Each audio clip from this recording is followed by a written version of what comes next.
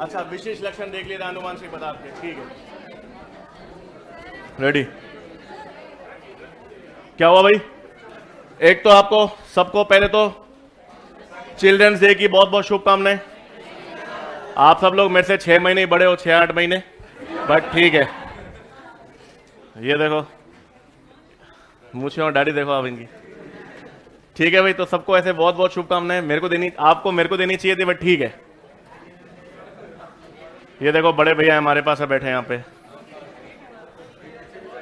हैं? अशोक जी गए?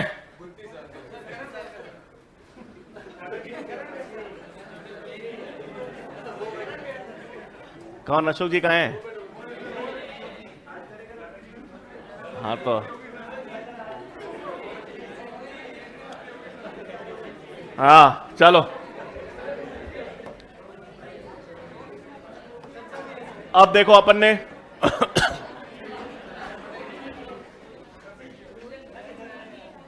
क्या हुआ?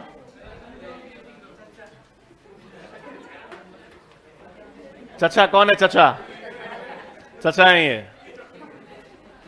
और सबने सबको नाम दे रखे होंगे आप लोगों ने एक दूसरे को, है?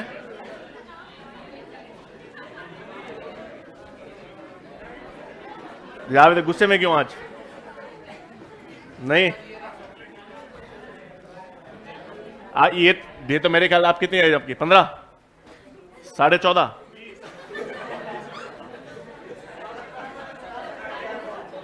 16? अबे तेरी, बढ़िया।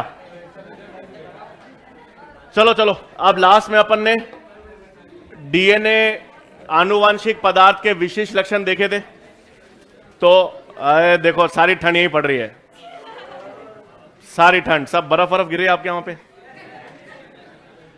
दिसंबर में क्या करेंगे? ब्रजा के साथ में आएंगे?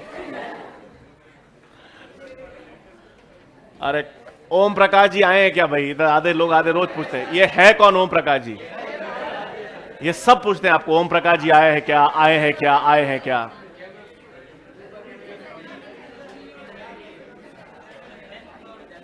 अच्छा,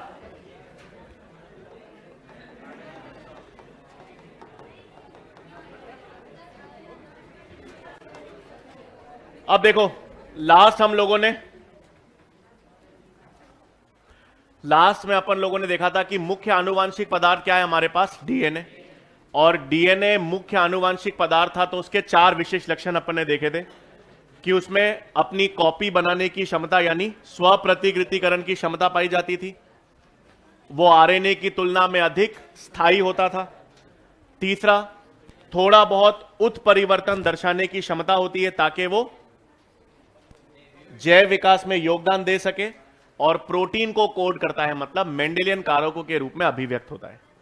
अब आज हमें मालूम तो है कि मुख्य आनुवांशिक पदार्थ डीएनए है, लेकिन जब जीवन की उत्पत्ति हुई थी तो जीवन की उत्पत्ति के दौरान पहला आनुवांशिक पदार्थ जो विकसित हुआ वो कौन सा है? आरएनए। तो जीवन की उत्पत्ति के दौरान पहला आनुवांशिक पदार्थ कौन सा था? आरएनए। और वो एक ऐसा आरएनए था आनुवांशिक पदार्थ जो अपना उत्प्रेरण स्वयं कर सकता था। और मतलब उसमें कौन सी क्षमता पाई जाती थी? स्व उत्प्रेरक की क्षमता पाई जाती थी। इसका मतलब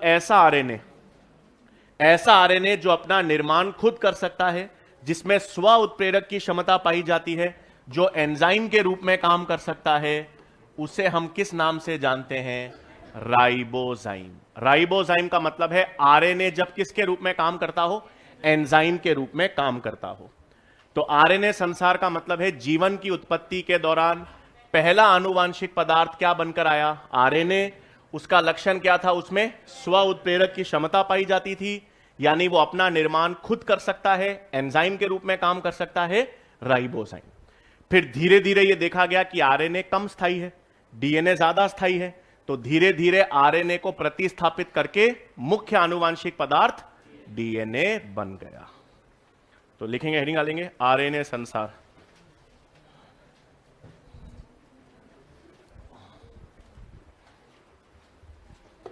ठीक है, इसमें लिखेंगे जीवन की उत्पत्ति के दौरान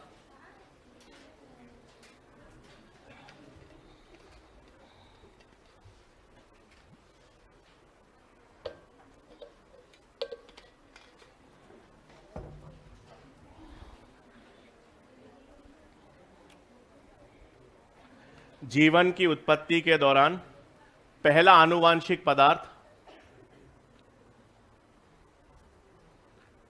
जीवन की उत्पत्ति के दौरान पहला आनुवांशिक पदार्थ आरएनए था।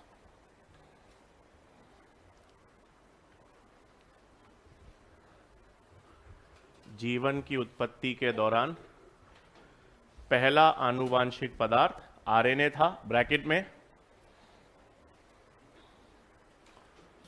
ऐसे स्व उत्प्रेरक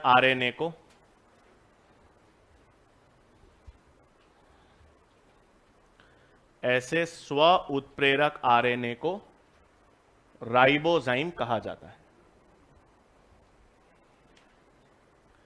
ऐसे स्व उत्प्रेरक आरएनए को राइबोजाइम कहा जाता है। ठीक है, याद रखना। अब मुख्य आनुवांशिक पदार्थ तो क्या है? डीएनए। लेकिन अभी भी आरएनए आनुवांशिक पदार्थ किसमें मिलता है? कुछ विषाणुओं में मिलता है। तो मुख्य आनुवांशिक पदार्थ डीएनए भी होता है, आनुवांशिक पदार्थ आरएनए भी होता है, लेकिन ज्यादा कॉमन आनुवांशिक पदार्थ, ज्यादा स्थायी आनुवांशिक पदार्थ डीएनए होगा।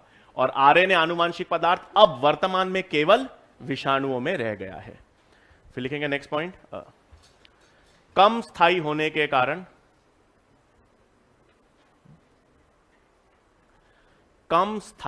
के कारण आरएनए को प्रतिस्थापित कर कम स्थायी होने के कारण आरएनए को प्रतिस्थापित कर डीएनए ब्रैकेट में अधिक स्थायी मुख्य आनुवांशिक पदार्थ बन गया। डीएनए ब्रैकेट में अधिक स्थायी मुख्य आनुवांशिक पदार्थ बन गया।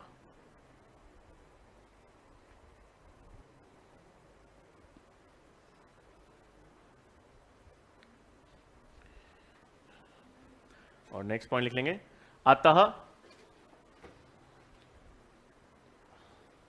अतः कुछ विषाणुओं में ही आरएनए आनुवांशिक पदार्थ के रूप में पाया जाता है।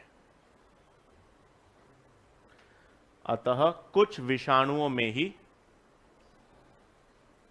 आरएनए आनुवांशिक पदार्थ के रूप में पाया जाता है।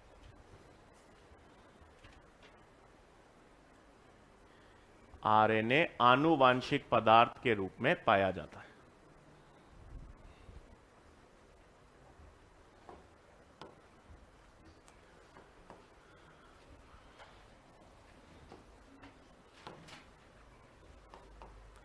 ठीक है, अब अपने पास नेक्स्ट, अब हम आज किसकी प्रक्रिया की बात करेंगे? डीएनए रेप्लिकेशन, या जिसे हम कहते हैं डीएनए प्रतिकृतिकरण। ठीक है, तो अब हेडिंग डालेंगे हम लोग, डीएनए मुख्य आनुवांशिक पदार्थ है, डीएनए प्रतिकृतिकरण या डीएनए रेप्लिकेशन।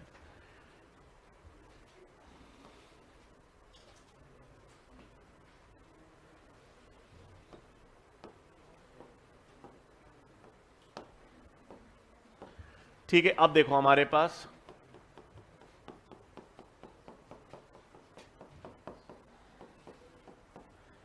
ये हमारे पास द्विरज्जुक डीएनए। अब जब डीएनए प्रतिकृतिकरण होगा, इसका मतलब डीएनए की कॉपी बनेगी। तो डीएनए प्रतिकृतिकरण में होता क्या है? डीएनए प्रतिकृतिकरण के दौरान ये दोनों रज्जुक अलग अलग होते हैं। इसका मतलब हाइड्रोजन बॉन्ड टूटेंगे, हाइड्रोजन बॉन्ड टूटेंगे और दोनों रज्जुक क्या होंगे? अलग अलग। ये 5 से 3 डैश वाला रज्जुक अलग हुआ, 3 से 5 डैश वाला अलग हुआ। तो प्रतिकृतिकरण के दौरान दोनों रज्जुक अलग अलग होंगे, हाइड्रोजन बॉन्ड टूटेगा और दोनों रज्जुकों पर एक एक नया रज्जुक निर्मित होगा। तो इसका मतलब एक प्रतिकृतिकरण से कितने डीएनए बनेंगे? 2, 2 प्रतिकृतिकरण से 4, 4 से 8, 16। मतलब प्रतिकृतिकरण 2 की पावर n। एक प्रतिकृतिकरण से 2 डीएनए, 2 प्रतिकृतिकरण से 4, 3 से 8, 4 से 16 एंड सो ऑन। तो इसका मतलब जब प्रतिकृतिकरण हुआ प्रतिकृतिकरण से दो नए डीएनए बने तो उन दोनों डीएनए में एक रज्जुक तो, ये काला वाला, एक रज्जुक तो बना बनाया जनक या पैतृक से आता है और दूसरा रज्जुक लाल वाला नया संश्लेषित होता है। तो एक रज्जुक काला वाला कहां से आया? जनक से। और एक रज्जुक लाल वाला कैसा बना? नया। तो नए डीएनए बना, उस नए डीएनए में एक रज्जुक पुराना आया जनक से और एक नया संश्लेषित हुआ। इस तरह के प्रतिकृतिकरण को हम क्या कहते हैं? अर्ध संरक्षणीय प्रतिकृतिकरण, या जिसे हम क्या कहते हैं? Semi conservative replication. तो डीएनए प्रतिकृतिकरण कैसा होता है? अर्ध संरक्षणीय या सेमी कॉन्जर्वेटिव। इसका मतलब जब नया डीएनए बनता है तो उसमें से एक रज्जुक तो जनक से यानी पैतृक से आता है, एक जनक तो पैतृक से आएगा एक रज्जुक, और दूसरा रज्जुक नया संश्लेषित होता है। एक पुराना एक नया, इसे क्या कहते हैं? डीएनए प्रतिकृतिकरण अर्ध संरक्षणीय है। अर्ध संरक्षणीय प्रतिकृतिकरण प्रोकैरियोट्स में भी होता है, जीवाणु में भी, हमारे अंदर भी होता है, यूकैरियोट्स। दुनिया के सभी जीवों में प्रतिकृतिकरण कैसा होगा? अर्ध संरक्षणीय। इसका विचार सबसे पहले किसने दिया था? क्रिक ने। क्रिक वैज्ञानिक थे जिन्होंने सबसे पहले इसका विचार दिया, और इसको प्रायोगिक रूप से किसने प्रमाणित किया था? हर्शी एंड चेज ने कहा, मेसेल्सन और स्टाल ने किया था। तो लिखेंगे पहला तो पॉइंट, डीएनए प्रतिकृतिकरण, डीएनए प्रतिकृतिकरण के दौरान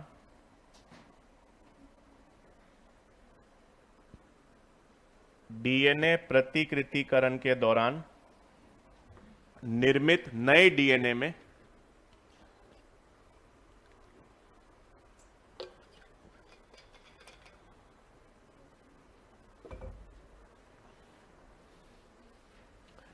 डीएनए प्रतिकृतिकरण के दौरान निर्मित नए डीएनए में एक रज्जुक जनक या पैतृक से आता है,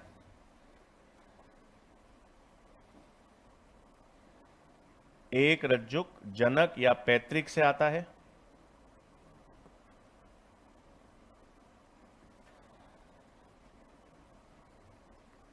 जबकि दूसरा रज्जुक नया संश्लेषित होता है।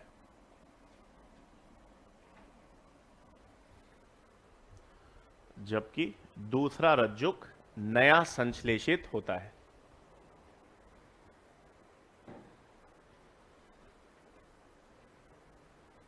इस प्रकार के प्रतिकृतिकरण को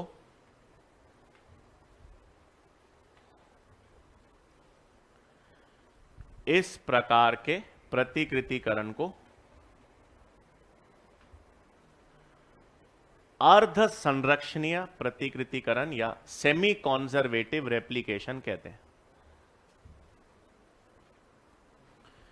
इस प्रकार के प्रतिकृतिकरण को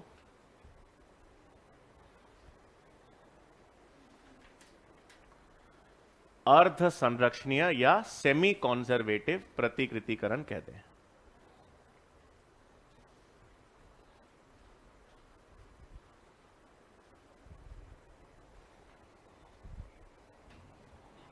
अर्ध संरक्षणीय या सेमी कॉन्जर्वेटिव प्रतिकृतिकरण कहते हैं। ठीक है, नेक्स्ट पॉइंट, अर्ध संरक्षणीय प्रतिकृतिकरण का विचार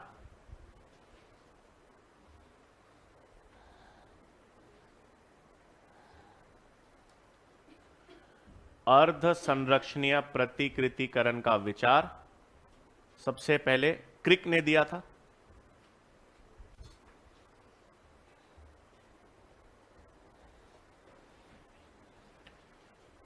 का विचार सबसे पहले क्रिक ने दिया था तथा इसका प्रायोगिक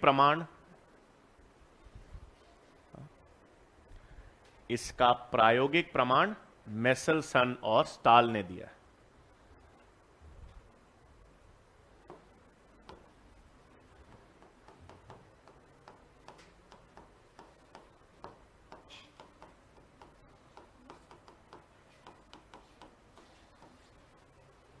प्रायोगिक प्रमाण किसने दिया था? मेसलसन और स्टाल ने। देखो कौन कौन से प्रयोग हमने पढ़े थे। आनुवांशिक पदार्थ की खोज किस वर्ष में चालू हुई? 1926। सबसे पहला प्रयोग किसने किया? ग्रिफिथ ने, 1928। उसके बाद रूपांतरण सिद्धांत डीएनए होता है पदार्थ, किसने बताया? एवरी मैक्लॉइड मैकार्थी ने, 1933 से 44 के मध्य। फिर सार्वत्रिक रूप से प्रमाणित किया कि डीएनए ही आनुवांशिक पदार्थ है, हर्शी और चेस, किस वर्ष में? 1952। और मेसलसन एंड स्टाल ने 1958 में प्रायोगिक रूप से यह प्रमाणित किया कि डीएनए प्रतिकृतिकरण अर्ध संरक्षणीय होता है। किस पर प्रयोग किए थे इन्होंने? जीवाणु यानी ई कोलाई पर अपने प्रयोग किए। तो यहां पर मेसलसन एंड स्टाल का प्रयोग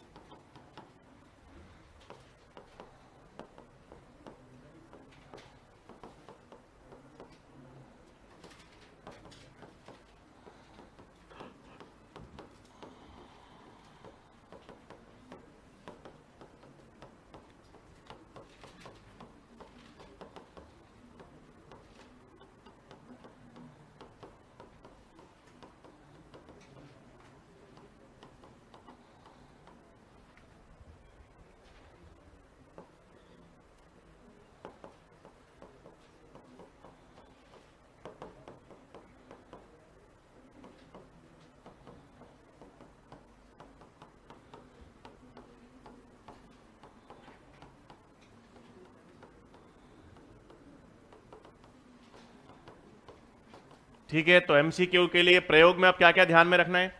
मेसलसन एंड स्टाल का प्रयोग किस वर्ष में था? 1958। क्या प्रमाणित किया? कि डीएनए प्रतिकृतिकरण अर्ध संरक्षणीय होता है। किनको प्रयोग किया? ई कोलाई जीवाणु का प्रयोग किया। किस तकनीक का इस्तेमाल किया? सीजियम क्लोराइड घनत्व प्रवणता अपकेंद्रण, या जिसे कहते हैं डेंसिटी ग्रेडियंट सेंट्रीफ्यूगेशन। और समावेयी आइसोटोप्स कौन से यूज किए? हल्के और भारी। हर्शी एंड चेज ने कौन सी तकनीक यूज की थी? विकिरण सक्रियता, रेडियो एक्टिविटी, उसमें P32 और S35। इसमें भारी और हल्के नाइट्रोजन है, मतलब किसमें अंतर है? घनत्व के आधार पर अंतर है।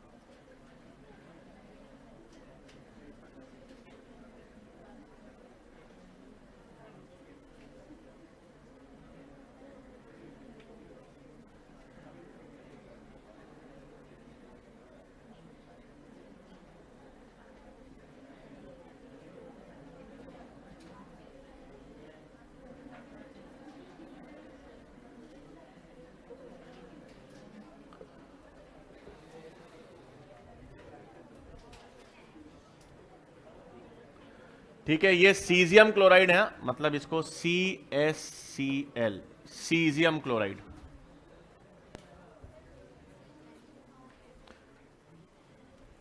ठीक है, तो मेसेल्सन एंड स्टाल का प्रयोग 1958 में क्या प्रमाण दिया? डीएनए प्रतिकृतिकरण अर्ध संरक्षणीय है। किस जीव का प्रयोग किया? तकनीक कौन सी यूज की? आइसोटोप्स कौन से यूज किए? लिख लिया ये। अब देखो इस पे न्यूमेरिकल भी आता है, तो सबसे पहले देखेंगे क्या मतलब है, कैसे उन्होंने प्रूव किया, ये लिख लिया। अब समाव्ययी आइसोटोप्स कौन से? N15 भारी और कौन सा है? N14 हल्का। अब देखो मेसेल्सन और स्टाल ने क्या किया अपने प्रयोग के लिए? सबसे पहले ई कोलाई जीवाणु को या ई कोलाई डीएनए को भारी नाइट्रोजन में वृद्धि करवाई। भारी नाइट्रोजन का मतलब N15 में वृद्धि करवाई।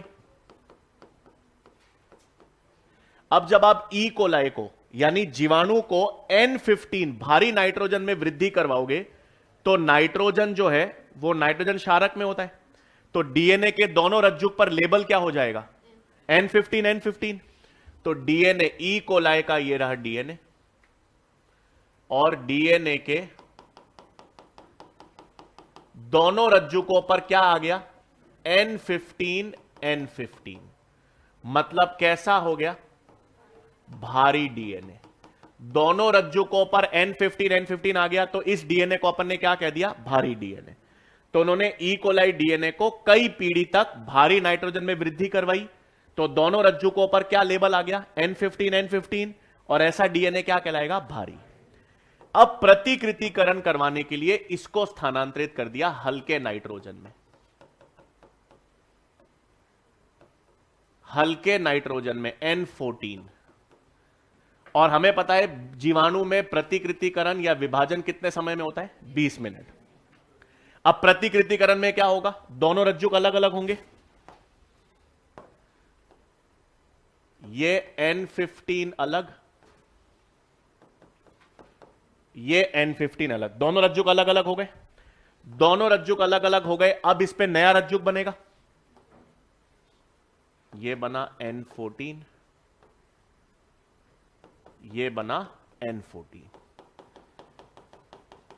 इसका मतलब ये एक प्रतिकृतिकरण हुआ। एक प्रतिकृतिकरण से कितने डीएनए बने? 2 डीएनए। 2 डीएनए में एक रज्जुक कौन सा है? N15।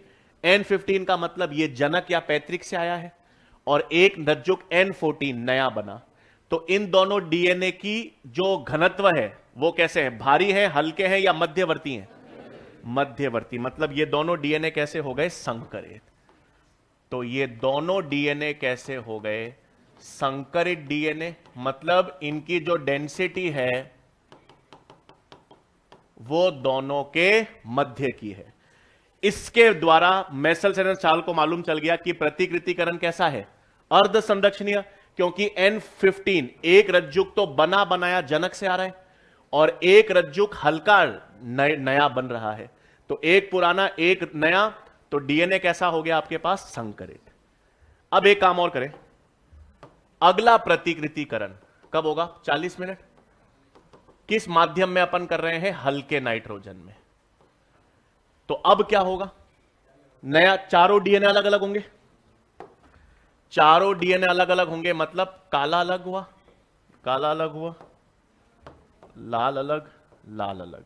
मतलब N14 अलग कर दिया, N14 अलग कर दिया, N15 अलग, N15 अलग, चारों अलग अलग हो गए। अब नया रज्जुक कहां बनेगा? N14 ही बनेगा, क्योंकि माध्यम कौन सा है? N14। तो नया रज्जुक क्या बना? N14,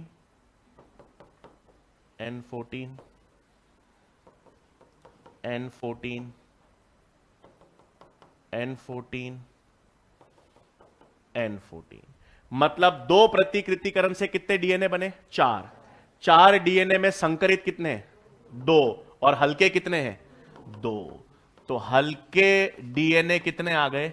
2, और संकरित डीएनए कितने आ गए? 2। तो संकरित डीएनए 2, हल्के डीएनए भी कितने हैं? 2। लेकिन प्रतिकृतिकरण अर्ध संरक्षणीय होता है, यह कब मालूम चल गया? पहले प्रतिकृतिकरण के बाद, क्योंकि एक भारी डीएनए का रज्जुक आ गया, एक हल्के डीएनए का रज्जुक नया बना, तो डीएनए कैसा आ गया? संकरित। लिख लो एक बार, फिर आप इस पे सवाल करते हैं।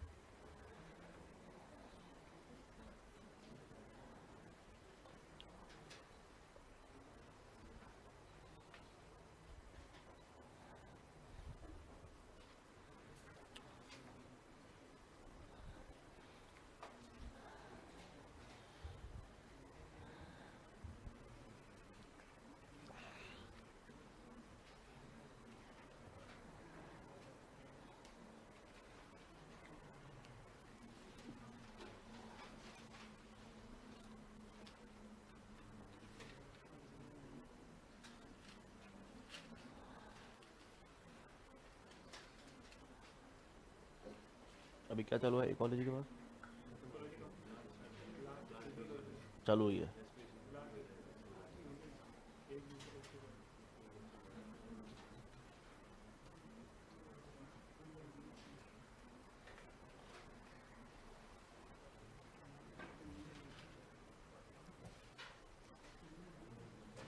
बढ़िया है।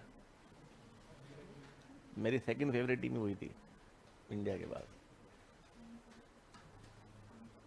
बढ़िया खेले, लेकिन वो पाकिस्तान ने बढ़िया खेला।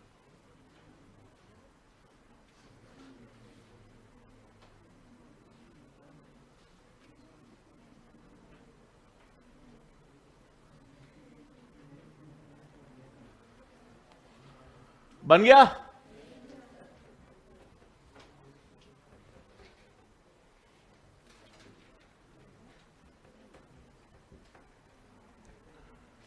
ठीक है, ये 20 मिनट है, 40 मिनट। ये N14H4Cl, N14 मतलब हल्का नाइट्रोजन है।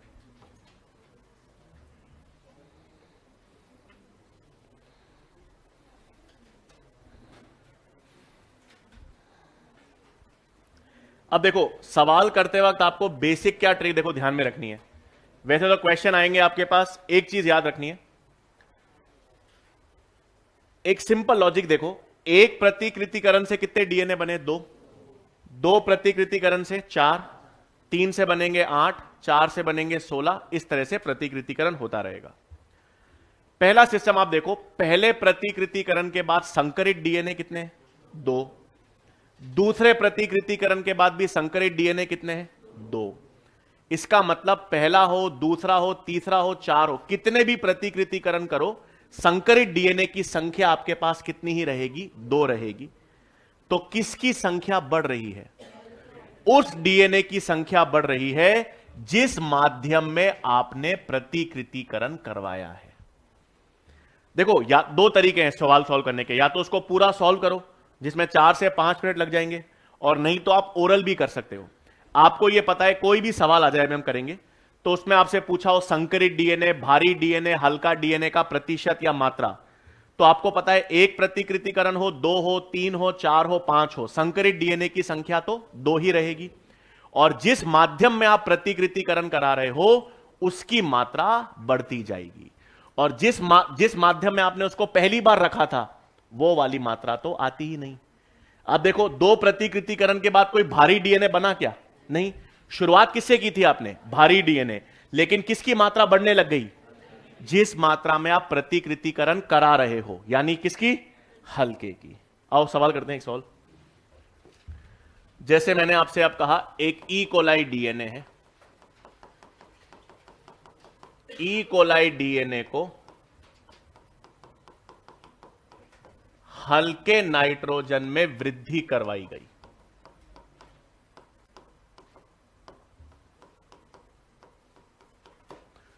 ठीक है, ई कोलाई डीएनए को हल्के नाइट्रोजन में वृद्धि करवाई गई।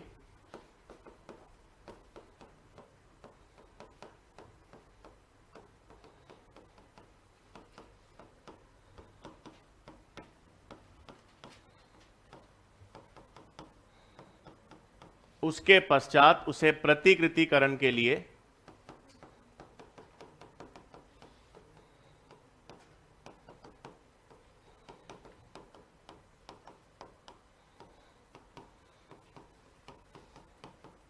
भारी नाइट्रोजन में स्थानांतरित किया गया।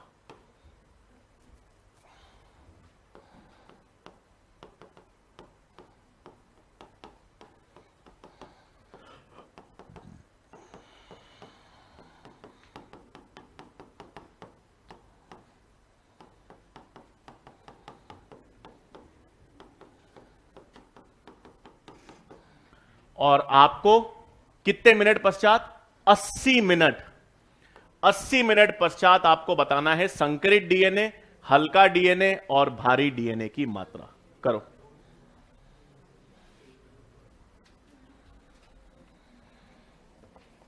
अस्सी मिनट बाद संकरित, हल्के और भारी डीएनए की मात्रा बतानी है।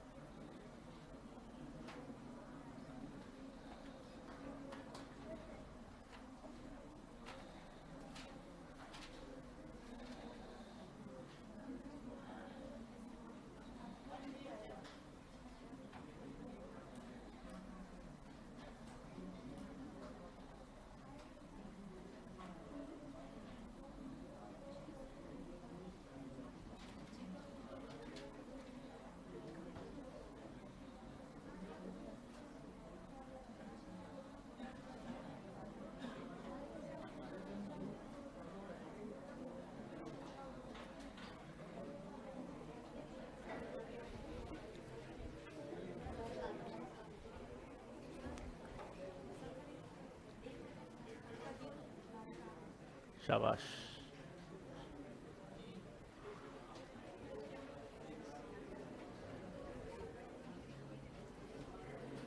क्या जवाब बाकी? देखो, सबसे पहली चीज तो आपको ध्यान में रखनी है 80 मिनट। 20 मिनट में एक बार प्रतिकृतिकरण होता है, तो 80 मिनट में कितने प्रतिकृतिकरण होंगे? 4। 80 मिनट में 4 प्रतिकृतिकरण है, मतलब 2 की पावर 4। कितने डीएनए बनेंगे? 16। कुल हमको पता है 16 डीएनए। अब या तो इसको सॉल्व करो और या आप इसको ओरल निकाल सकते हो। ओरल कैसे निकाल सकते हो? देखो, आपने सबसे पहले किसमें वृद्धि की? हल्के में। तो दोनों रज्जुक पर क्या आ गया? हल्का। N14 N14, मतलब शुरुआत में ही डीएनए हल्का है।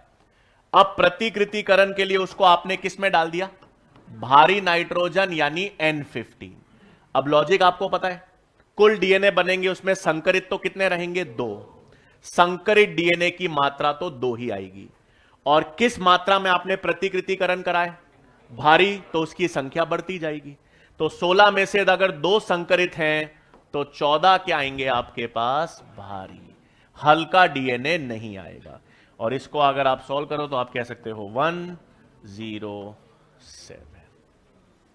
इसको आप सॉल्व भी कर सकते हो, आप सॉल्व कर लो। हल्का फिर भारी में किया, भारी में किया तो आपके पास हल्का अलग हुआ, हल्का अलग हुआ, नया क्या बनेगा? भारी। तो एक प्रतिकृतिकरण के बाद 2 डीएनए बने, दोनों संकरित। फिर आप आगे करो इसको N15 में, वापस भारी में, भारी में करोगे तो दोनों हल्के अलग हो गए, फिर भारी अलग हो गया। अब नया क्या बनेगा? भारी। तो 2 प्रतिकृतिकरण के बाद संकरित डीएनए 2 और भारी कितने हो गए? 2। फिर तीसरा प्रतिकृतिकरण करो, संकरित डीएनए कितने ही रहेंगे? 2, भारी 6, 8 बनेंगे ना। और 16 में संकरित 2 और 14 भारी। क्लियर है? पक्का? मतलब संकरित डीएनए की मात्रा तो हमेशा स्थिर 2 ही रहेगी, और जिस मात्रा में आप प्रतिकृति या जिस वातावरण में आप प्रतिकृतिकरण कर रहे हो उसकी मात्रा बढ़ती जाएगी। आओ वापस देखते हैं। सबसे पहले किसमें वृद्धि कराई अपन ने? हल्के में। हल्के में वृद्धि करवाई तो दोनों डीएनए पर ये लो 14 14, ये डीएनए कैसा हो गया? हल्का। अब प्रतिकृतिकरण भारी में करेंगे, N15 भारी है और 20 मिनट। दोनों को अलग अलग कर दो, 14 अलग किया, 14 अलग किया, नया 15, नया 15। एक रेप्लिकेशन, कितने संकरित डीएनए? ये 2 डीएनए बने हैं, दोनों संकरित हैं। अब दूसरा रेप्लिकेशन N15 में 40 मिनट, चारों रज्जु को अलग अलग कर दो, 14 अलग, मतलब 15 15 अलग कर दिए, 14 14 अलग कर दिए। नया क्या बनेगा? 15 ही बनेगा, क्योंकि माध्यम 15 ही है। 4 डीएनए बने, 4 डीएनए में से संकरित कितने हैं? 2।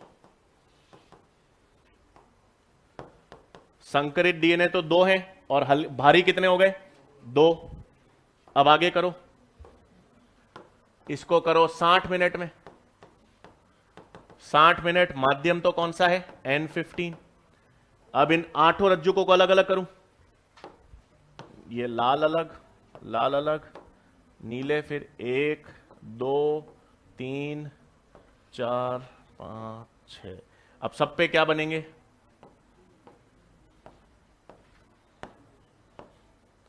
कितने डीएनए बने? 8। 8 में संकरित कितने? 2 और भारी कितने? 6। आगे करो 80 मिनट में 16। संकरित डीएनए की मात्रा 2, किसकी मात्रा बढ़ती जा रही है? भारी की। तो जिस माध्यम में आपने प्रतिकृतिकरण किया है उसकी मात्रा बढ़ती जाएगी, संकरित की कितनी रहेगी? 2 ही रहेगी। क्लियर है? पक्का? अब देखो, ये डीएनए प्रतिकृतिकरण अर्ध संरक्षणीय होता है। ये किसने प्रमाणित किया? मेसलसन एंड स्टाल ने। और मेसलसन एंड स्टाल ने अपने प्रयोग के लिए किसको चुना?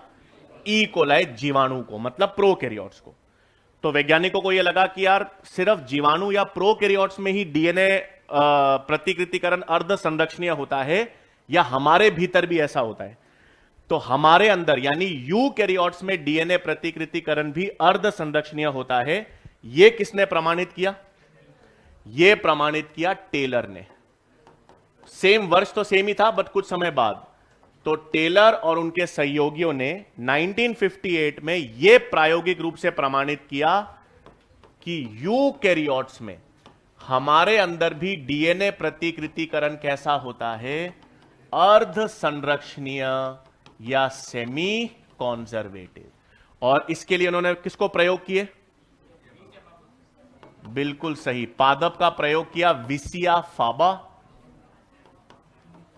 या ये सेम पादप है, सेम का या बीन्स का, और किस तकनीक का इस्तेमाल किया? विकिरण सक्रिय थाइमिडीन। किस तकनीक का प्रयोग किया उन्होंने? विकिरण सक्रिय थाइमिडीन का प्रयोग किया। तो लिख लेंगे अब,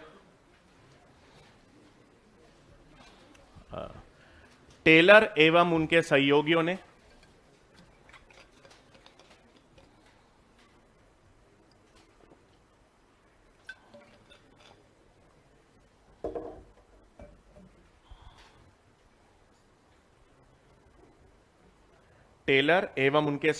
ब्रैकेट में 1958 में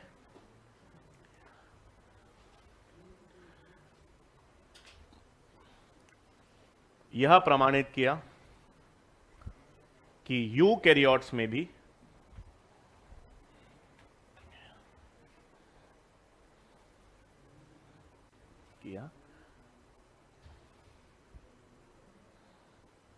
यूकैरियोट्स में भी डीएनए प्रतिकृतिकरण अर्ध संरक्षणीय होता है।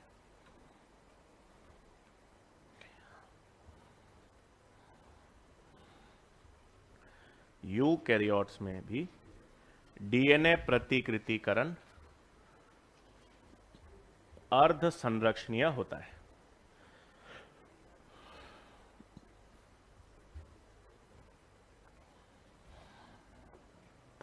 ठीक है, उन्होंने अपने प्रयोग विसिया फाबा पादप पर किए।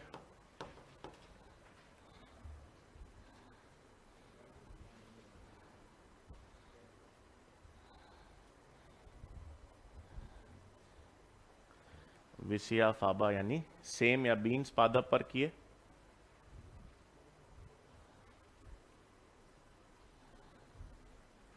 और विकिरण सक्रिय थाइमिडीन तकनीक का प्रयोग किया।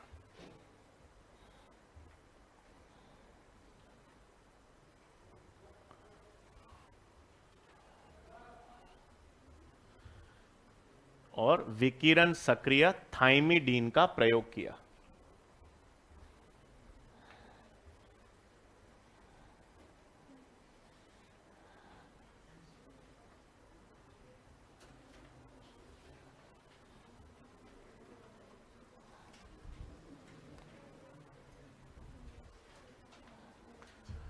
ठीक है भाई, तो ये हमारे पास एक्सपेरिमेंट हो गया। अब अपन विस्तार से किसकी क्रियाविधि देखेंगे? डीएनए प्रतिकृतिकरण। तो हेडिंग डाल देंगे, डीएनए प्रतिकृतिकरण की क्रियाविधि।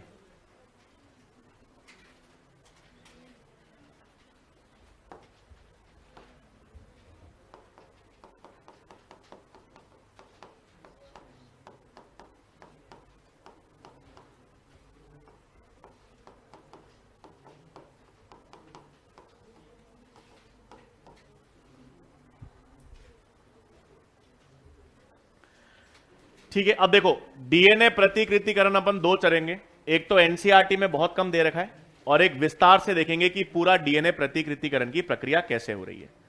बट सबसे पहले अपन वो बात करेंगे कि डीएनए प्रतिकृतिकरण के बारे में एनसीईआरटी में क्या दे रखा है। सबसे पहली चीज है, डीएनए प्रतिकृतिकरण में आपको डीएनए से नया डीएनए बनाना है। कोई भी नई चीज बनाने में ऊर्जा निर्मित होती है या खर्च होती है? मतलब डीएनए प्रतिकृतिकरण में ऊर्जा प्रयुक्त होगी, और जब किसी भी प्रक्रिया में ऊर्जा प्रयुक्त होती है तो उसे क्या कहते हैं? एंडरगोनिक प्रक्रिया।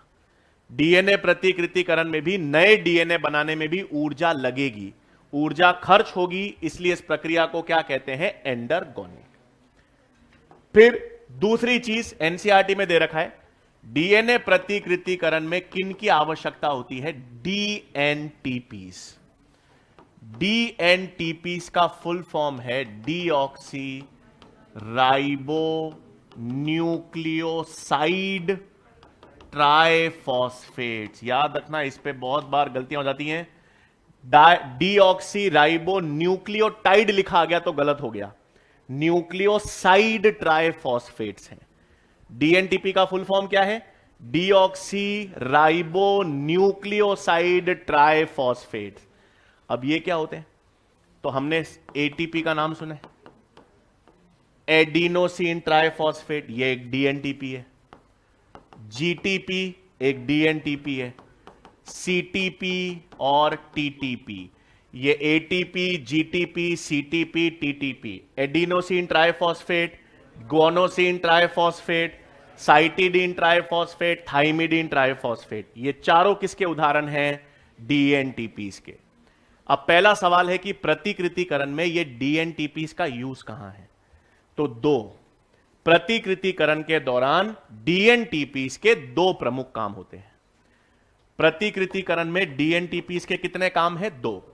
पहला, प्रतिकृतिकरण के लिए ऊर्जा चाहिए, नया डीएनए बनाने के लिए ऊर्जा चाहिए, तो ऊर्जा कहां से आएगी? एटीपी या जीटीपी इनसे। तो इसका मतलब प्रतिकृतिकरण के लिए जो ऊर्जा की आवश्यकता होती है वो कौन उपलब्ध करवाता है? डीएनटीपी। तो प्रतिकृतिकरण के लिए ऊर्जा कहां से प्राप्त होगी? डीएनटीपी से। दूसरा, प्रतिकृतिकरण में आपको नया डीएनए बनाना है। भाई आपके पास ये डीएनए रज्जुक है, इसका क्रम है ATCG, यहां पर क्या होगा? TAGC, दोनों अलग अलग होंगे। मैंने कहा ATCG अलग हुआ, TAGC अलग हुआ। अब इस पे नया रज्जुक बनेगा। नया रज्जुक क्या बनेगा? TAGC, यहां क्या बनेगा? AT। तो ये नए न्यूक्लियोटाइड्स जोड़ने पड़ेंगे। नया डीएनए बनाने के लिए, नया रज्जुक बनाने के लिए न्यूक्लियोटाइड्स जोड़ने पड़ेंगे। तो ये थाइमीन, एडिनिन, ये आएंगे कहां से? ये भी डीएनटीपी से आएंगे। तो प्रतिकृतिकरण के दौरान, और एनसीईआरटी में ये दे रखा है, रेप्लिकेशन या प्रतिकृतिकरण के दौरान डीएनटीपीस क्या काम करेंगे? पहला, प्रतिकृतिकरण के लिए जो ऊर्जा चाहिए, ऊर्जा कौन उपलब्ध करवाएगा? डीएनटीपीस। दूसरा, प्रतिकृतिकरण के लिए जो न्यूक्लियोटाइड्स चाहिए, क्रियाधार या अभिकारक चाहिए, वो भी कहां से आएंगे? इन डीएनटीपीस। यही एडिनिन देगा, यही गुआनोसिन देगा, यही सी देगा, यही टी देगा। तो प्रतिकृतिकरण के दौरान डीएनटीपीस के कितने काम हैं? दो। प्रतिकृतिकरण के लिए आवश्यक ऊर्जा कहां से आएगी? डीएनटीपीस से। और प्रतिकृतिकरण में नए रज्जुकों में जो न्यूक्लियोटाइड्स चाहिए वो भी कहां से आएंगे? डीएनटीपीस से आएंगे। लिखेंगे पॉइंट। डीएनए प्रतिकृतिकरण एक एंडरगोनिक प्रक्रिया है।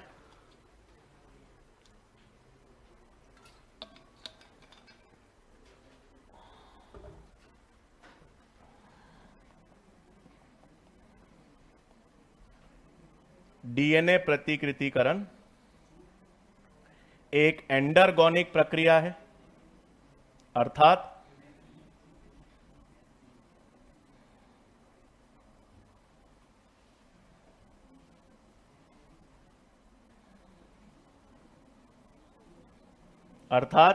इसमें ऊर्जा की आवश्यकता होती है।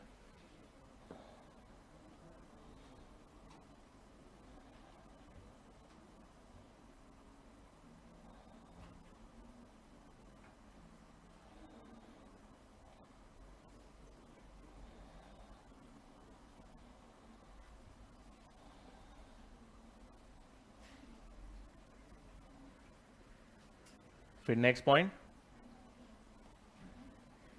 प्रतिकृतिकरण में डीएनटीपीस का प्रयोग या उपयोग।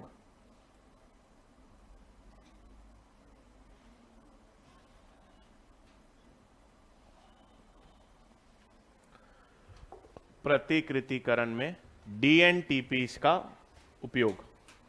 डीएनटीपीस का फुल फॉर्म लिख लेना ब्रैकेट में, डीऑक्सी राइबो न्यूक्लियोसाइड ट्राइफॉस्फेट्स।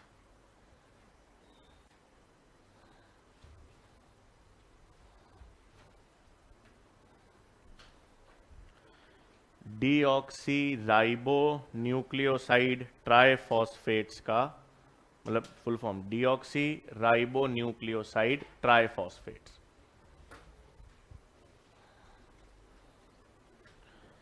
ठीक है, तो हम लिख रहे हैं प्रतिकृतिकरण में डीएनटीपीस का उपयोग। पहला,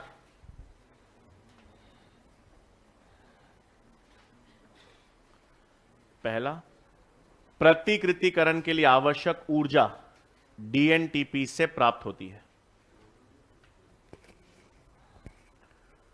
प्रतिकृतिकरण के लिए आवश्यक ऊर्जा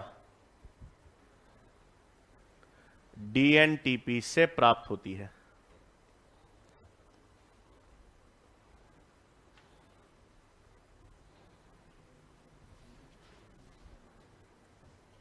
और सेकंड, प्रतिकृतिकरण के लिए आवश्यक न्यूक्लियोटाइड्स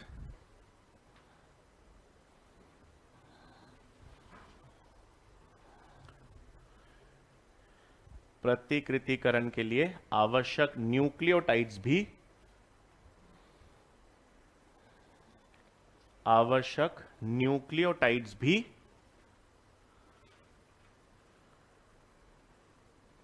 डीएनटीपी से प्राप्त होते हैं। आवश्यक न्यूक्लियोटाइड्स भी डीएनटीपी से प्राप्त होते हैं। ठीक है, तो प्रतिकृतिकरण के लिए ऊर्जा और प्रतिकृतिकरण के लिए आवश्यक न्यूक्लियोटाइड्स दोनों कहां से प्राप्त होंगे? डीएनटीपी से प्राप्त होंगे। फिर अब नेक्स्ट चीज देखो क्या होता है। डीएनए प्रतिकृतिकरण प्रोकैरियोट्स या जीवाणु में भी होगा,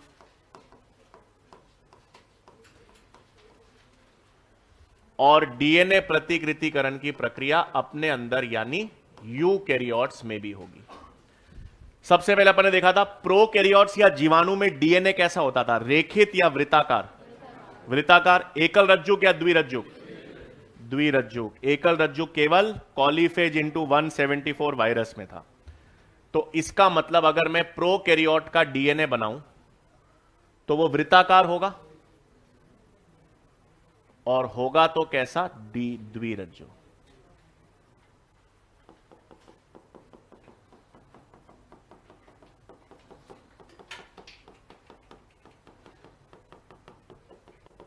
ये वृत्ताकार द्विरज्जुक डीएनए, और यूकैरियोट्स के अंदर डीएनए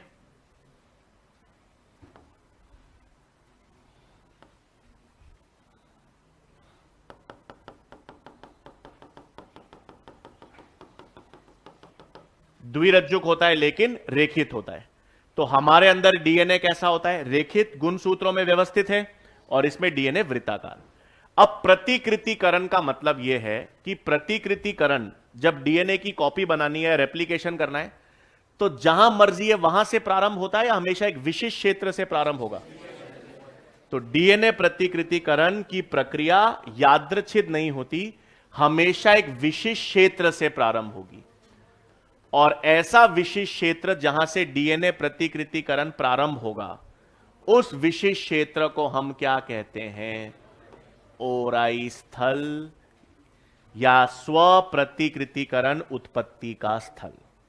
तो प्रतिकृतिकरण के बारे में दूसरा पॉइंट, पहला पॉइंट तो अपन ने देखा प्रतिकृतिकरण में डीएनटीपीस क्या काम कर रहे हैं। दूसरा हम देख रहे हैं प्रतिकृतिकरण जहां मर्जी वहां से प्रारंभ होता है या हमेशा एक विशिष्ट जगह से चालू होगा? एक विशिष्ट क्षेत्र से प्रारंभ होता है जिसे कहते हैं ओराई स्थल।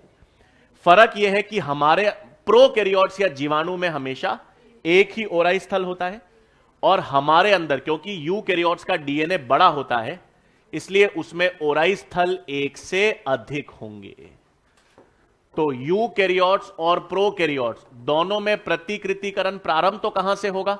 ओराई स्थल से। लेकिन ओराई स्थल प्रोकैरियोट्स में कितने होंगे? एक। और हमारे अंदर या यूकैरियोट्स में क्या होंगे? एक से अधिक होंगे।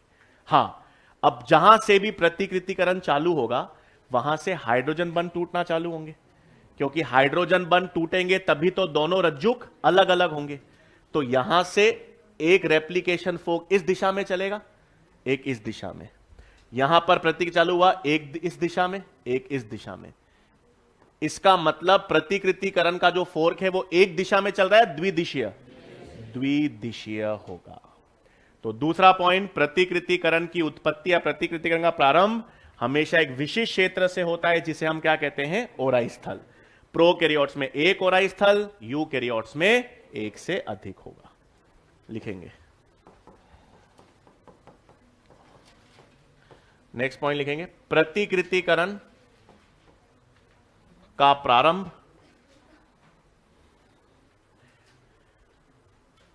प्रतिकृतिकरण का प्रारंभ सदैव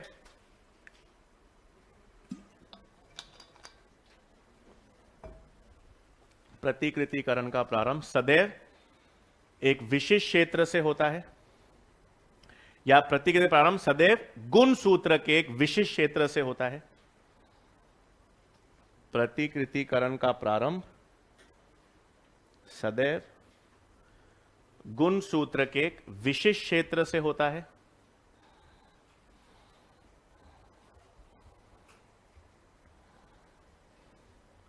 गुण सूत्र के एक विशिष्ट क्षेत्र से होता है जिसे ओराई स्थल कहा जाता है।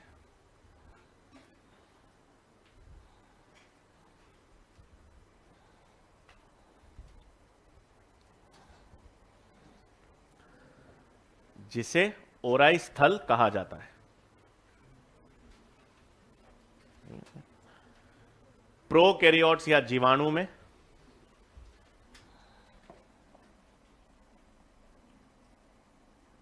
प्रोकैरियोट्स अथवा जीवाणुओं में एक ओराई स्थल पाया जाता है।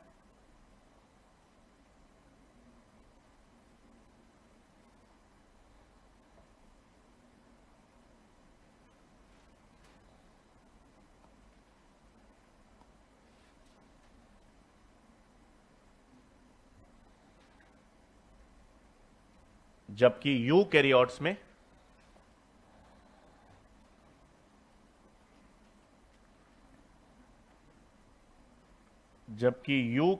में एक से अधिक ओराई स्थल पाए जाते हैं।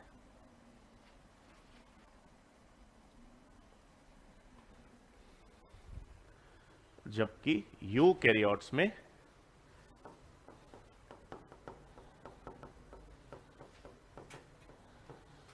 एक से अधिक ओराई स्थल पाए जाते हैं।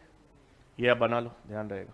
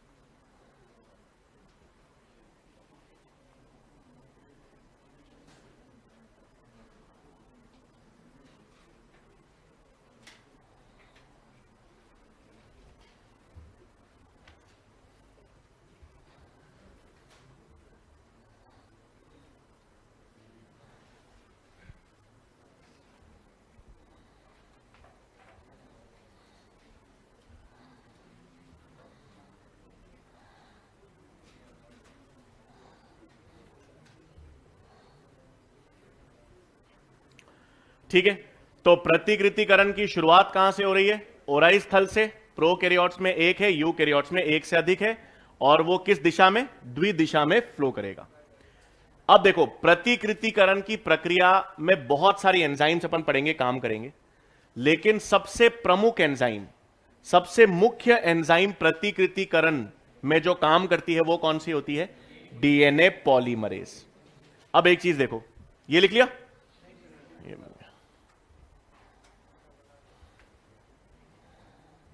यहां पे से दुकान खोल रहे हो, हर तरह की बोतल है आपके पास, एक प्लास्टिक, एक अर्ध प्लास्टिक। इसको नंगा क्यों रखते हो? कपड़ा क्यों नहीं बनाते? 1 2 3 4 5, 3 बोतल, एक 4। कौन नहीं लाया? आप नहीं लाया, जब भी आप दुखी हो। नहीं,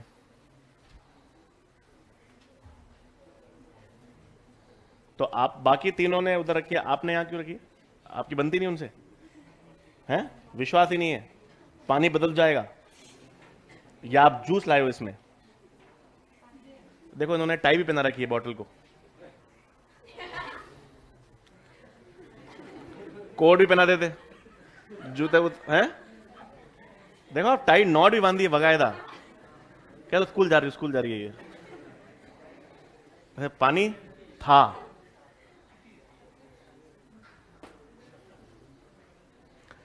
हाँ, ये तो बन गया होगा।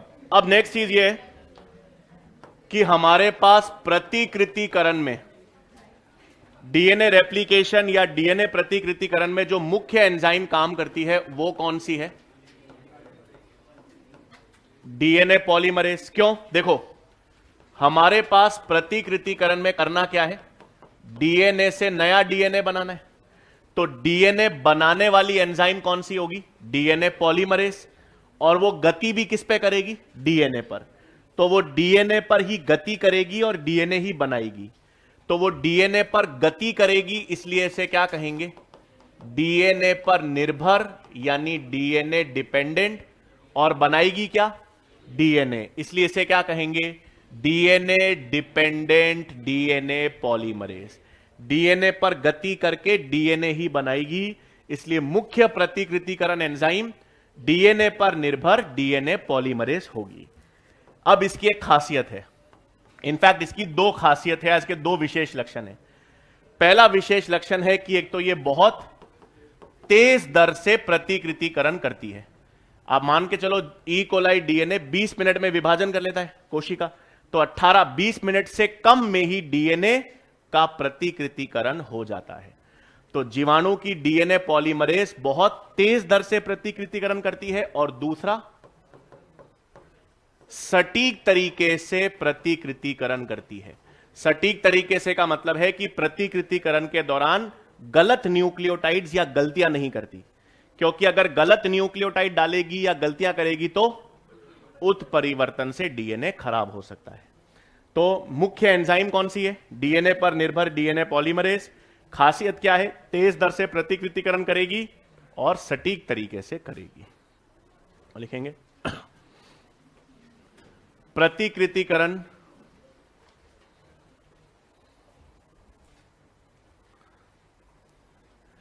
प्रतिकृतिकरण हेतु मुख्य एंजाइम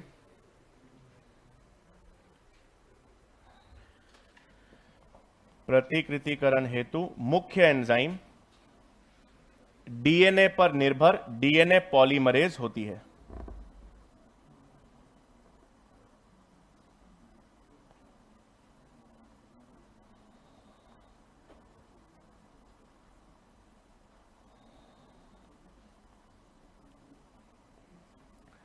डीएनए पर निर्भर डीएनए पॉलीमरेज होती है।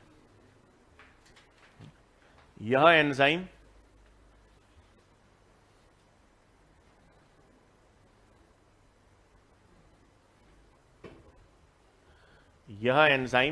तेज दर से प्रतिकृतिकरण करती है।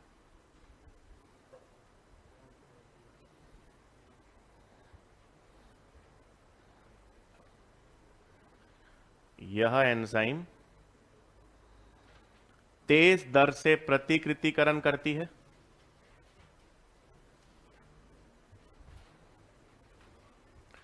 और सटीक तरीके से न्यूक्लियोटाइड्स को जोड़ती है।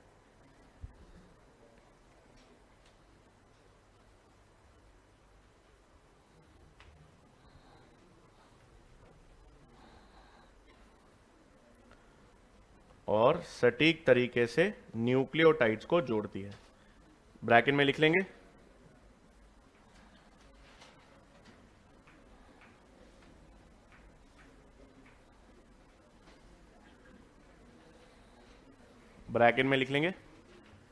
गलती करने पर उत्परिवर्तन की संभावना बढ़ जाती है।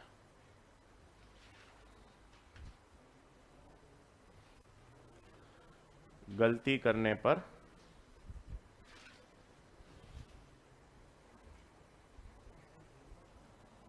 उत्परिवर्तन की संभावना बढ़ जाती है। ठीक है, तो प्रतिकृतिकरण में मुख्य एंजाइम अपन ने देख ली। अब देखो एक चीज क्या है, एनसीईआरटी में क्या डायग्राम दे रखा है। एनसीईआरटी में आपको दोनों डीएनए रज्जुक दे रखे हैं। ये एक रज्जुक है 5 से 3 और दूसरा रज्जुक क्या है 3 से 5। और एनसीईआरटी ने दे रखा है ये आपके पास एक वाई आकार का रेप्लिकेशन फोक है। वाई आकार का क्यों? क्योंकि ओराई स्थल से क्या चालू होगा? प्रतिकृतिकरण। ओराई स्थल से प्रतिकृतिकरण चालू होगा, मतलब ओराई स्थल से क्या चालू होगा? हाइड्रोजन बंध टूटना चालू होंगे, और हाइड्रोजन बंध टूटेंगे तो दोनों रज्जुक अलग अलग होंगे। अब अपन देखेंगे हाइड्रोजन बॉन्ड तोड़ने वाली एंजाइम होती है डीएनए हेलिकेजेस, वो आगे की बात है। बट अभी के लिए एनसीईआरटी का डायग्राम याद रखना है, दोनों रज्जुक अलग अलग होंगे। अब इस पर एक नया रज्जुक बनेगा और इस पर एक नया रज्जुक बनेगा। मैंने आपको शुरुआत में बताया था कोई भी नया रज्जुक बनेगा वो हमेशा किस दिशा में बनेगा? 5 से 3। कोई भी नया रज्जुक का संश्लेषण या निर्माण किस दिशा में होता है? 5 से 3 डैश दिशा में ही होगा। अब प्रॉब्लम क्या है? प्रॉब्लम यह है कि डीएनए के दोनों रज्जुक प्रति समानांतर है। प्रति समानांतर का मतलब है जिस रज्जुक की दिशा 5 से 3 है, यहां पर तो नया रज्जुक 5 से 3 डैश दिशा में निर्मित हो जाएगा। यहां पर इस दिशा में ऐसा हो सकता है क्या? नहीं, क्योंकि आपके पास प्रति समानांतर है। तो इसका मतलब इससे निपटने के लिए एक रज्जुक तो 5 से 3 डैश दिशा में यू बनेगा। अरे यार,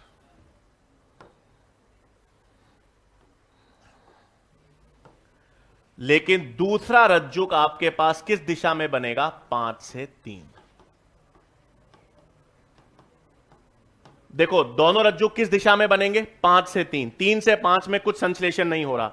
यहां पर भी नया रज्जुक 5 से 3 डैश दिशा में बन रहा है, यहां पर भी नया रज्जुक बन तो 5 से 3 डैश में रहा है लेकिन टुकड़ों में बन रहा है। यह संश्लेषण कैसा है?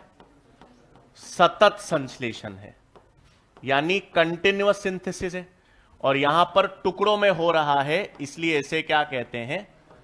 असतत संश्लेषण।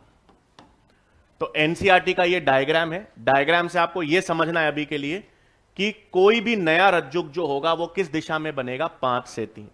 3 से 5 डैश दिशा में कोई संश्लेषण नहीं होता। तो एक रज्जुक 5 से 3 डैश दिशा में सतत रूप से बनता है। सतत रूप से बनता है, इसको हम आगे पढ़ेंगे क्या कहते हैं? लीडिंग रज्जुक। और एक टुकड़ों में बनता है, असतत रूप से बनता है, जिसे कहते हैं लैगिंग रज्जुक। और इस पे ये छोटे छोटे डीएनए के खंड बनेंगे, इसे क्या कहते हैं? ओकाजाकी। वो हम आगे देखेंगे। बट ये लैगिंग रज्जुक है, ये लीडिंग रज्जुक है। ये कैसा संश्लेषण है? सतत। ये संश्लेषण कैसा है? असतत। तो एक बार ये बना लो, फिर अपन देखते हैं।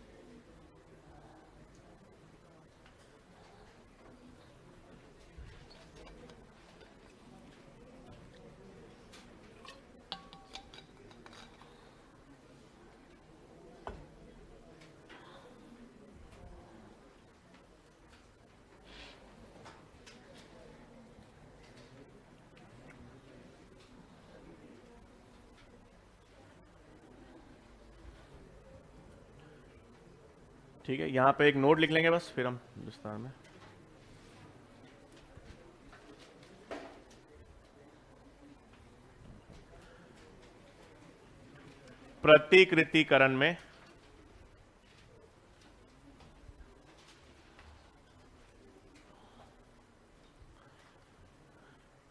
प्रतिकृतिकरण में नए रज्जु का संश्लेषण हमेशा, कौन लाया भगोना साथ में अपना? ओ, ये इतनी गिरी हुई बोतल क्यों लाते हो आप?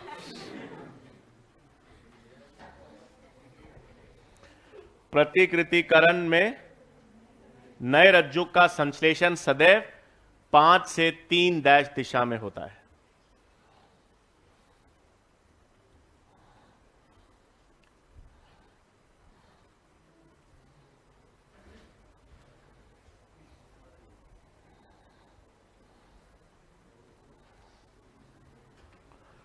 ठीक है, अब केवल अपन एक वो लिस्ट बना रहे हैं कि प्रतिकृतिकरण की क्रियाविधि में कौन कौन सी एंजाइम्स काम करेंगी, तो वो अपन सिर्फ लिस्ट बना रहे हैं यहां पर एक।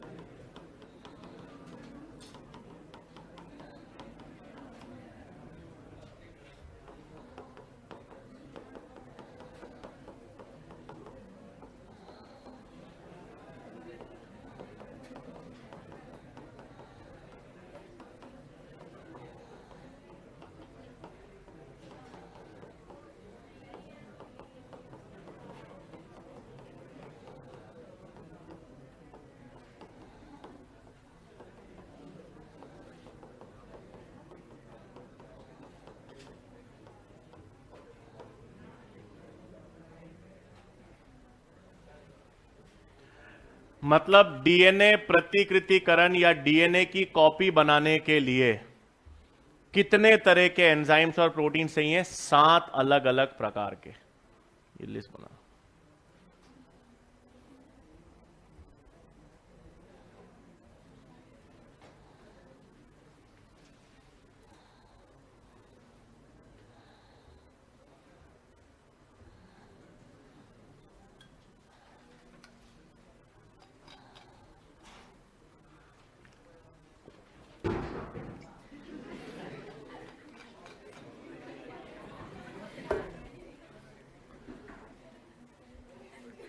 कर क्या रहे हो आप आज? कुर्सी उखाड़ दी आपने, है?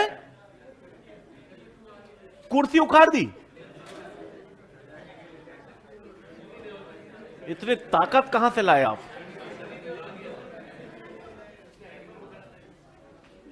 गजब यार। तो ये बताए नहीं, आधे लोग यहाँ कुर्सियां उखाड़ने आते हैं।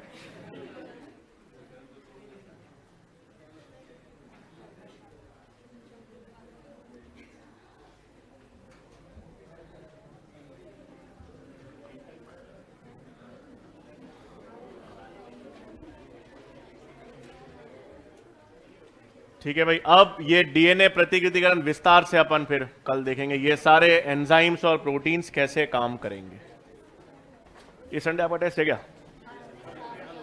क्या क्या आया था उसमें?